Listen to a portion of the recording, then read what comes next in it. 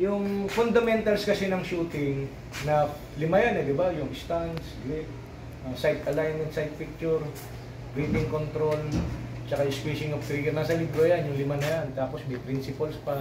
Pero ang wala kasi diyan, yung kung ano yung paano yung ginagawa ng tao. Di ba? Kasi may kanya-kanyang sakit ang tao eh. Yung may nag-anticipate, may mali ang sight alignment, may mali ang sight picture, may mali ang pag-place ng trigger, basta mga ganun, doon mo makikita kung doon mo siya pwedeng i-correct, di ba? Sa libro walang ganun, di ba? Kung paano i-correct eh, siyempre magkakaiba ng ang tao, yung kagaya kay yung sa shooter number 1, nag-anticipate siya kaya medyo mababa. Yung sa shooter number 2, kaya medyo pakaliwa yung tama niya kasi nga yung sa placement of trigger. Duda ko lang yun ha. Duda ko lang. Ngayon, pag nag-dry shoot yung shooter number 2, pako-correct ko na yung placement of trigger tapos titingnan natin kung tama ba yung ano ko, yung tinatawag nito, yung pagdududa ko kaya kumakaliwa yung ano niya, yung tama niya. Okay? So dry shoot ulit. Ito na, mayroong isa tayong guard, no? Taga Bicol, no? Mga Uragon to. Ayan. Ina-assist din natin siya rito sa firing range. Sige. Ready up.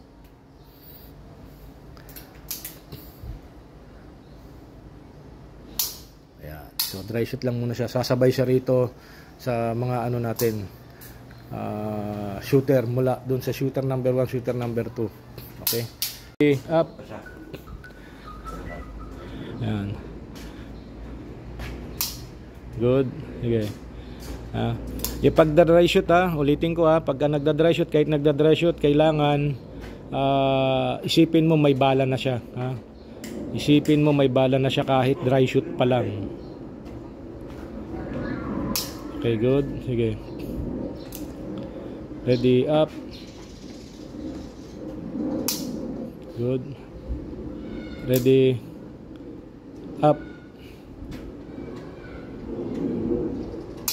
Ayos. So, abot ko sa'yo, focus ka lang to sa target. Tapos, pag abot ko sa'yo, inspiring. Okay. Ready. Focus sa target. Ngayon. Loaded na yan Ready. Ready, up. Sige.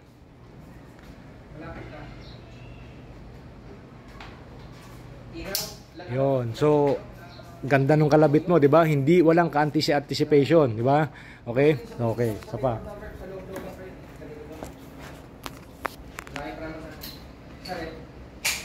Choy! Okay na to. Yan po. Sawang ko ikaw. Ang pulutan. Ang pulutan. Walang anticipation. Bating ka naman. Focus ka lang doon. Pwede.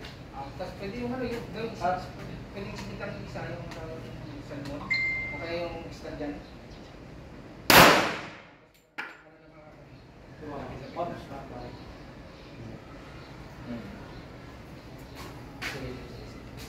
Saka lagi, dito. Halika rito. Dito siya, halika. Tingnan mo yung tama niya. Okay. So nag-aim siya. Ayan yung tama niya. O, ayan. Dito siya nag-aim. So tumama siya rito sa bilog. Ayan. Akala ko dito sa taas dito pala siya naka-aim. So ito yung tama niya. Medyo mataas lang ng konti. Okay. So paulit natin. Ulitin natin. Maganda yung squeezing niya. So mag-load pa tayo ng isang bala ulit. Yan ka lang. Tayo ka lang yan.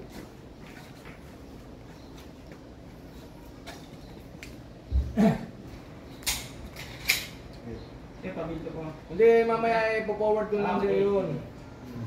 Lahat ng ginagawa natin dito. Sige. Focus sa target.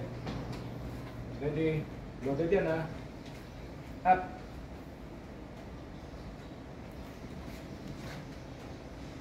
Good. Gandang kalabit niya Ganda yung kalabit Walang kabog-kabog ba? Basta diretso. Hindi, ang binabantayan ko rito yung pag ganun niya walang ganun-ganun Okay. Focus muna sa target, inhale, exhale. Okay.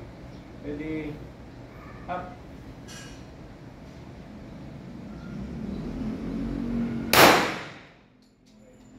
verified target, one hole. Doon pa rin. Tignan niyo yung ano niya, one hole yung banat niya. Dali. Ayan, halika rito, guard. O, kita nyo? O, nag one hole, di ba? Galing. Kung saan dumaan yung unang bala, doon pa rin yung pangalawa. Ayan, siya yan. Ha? Di ba? Si guard, napakagaling ni guard. Ha? Taga Bicol. Hindi ko nasabihin yung pangalan niya, pero taga Bicol siya. Ha? Okay? O, okay ba? O, so, dalawang bala. Magkano isang bala? 30. May utang ka sa akin 60 pesos, ha? So yun, tinuruan ko si Kuya Guard ng ano, ng basic fundamentals of shooting, no? So, ano masasabi mo? Okay, galing si boss. Okay, ha? Shout out sa mga taga Bicol. Ayun. Lalo sa taga Binayan. Ayos. Okay, so dito ka dito. Okay, so pati-test natin si Kuya doon sa metal target, no? Kasi okay na yung precision niya rito sa ano. Nakikita ka sa video, loko-loko ka. So, siya okay lang eh. Kung dalawa lang pinagbawalan eh. So, si Kuya Guard, okay na yung basic niya. So, naituro na natin, maganda yung tama niya rito sa 5 meters. Ngayon, ilalayo natin ng 18 meters, no? Nakikita niyo sa likod ko, may 18 yan, no? So, dito ko siya papuputukin sa 18 meters. Ang target namin ni Kuya Guard is yung bakal na ito yung bakal. Ayun, nakikita niyo yung bakal na maliit na yon, na parang platito lang ang size. Ayan, no? Na parang platito lang yan, kasi liit lang ng platito. Oh. Okay, so doon kami sa 18 meters, okay? 18 metros ang layo na ang gamit niya ay yung issue na TAC Ultra caliber 45 na may bala na FMJ. Ito yung gamit natin bala, no? Galing si Kuya Guard, no? Okay. So syempre bago ka mag-start, dry shootan mo muna ng 5 beses. Okay. Dry shoot ka muna ng 5 beses. Okay, ready?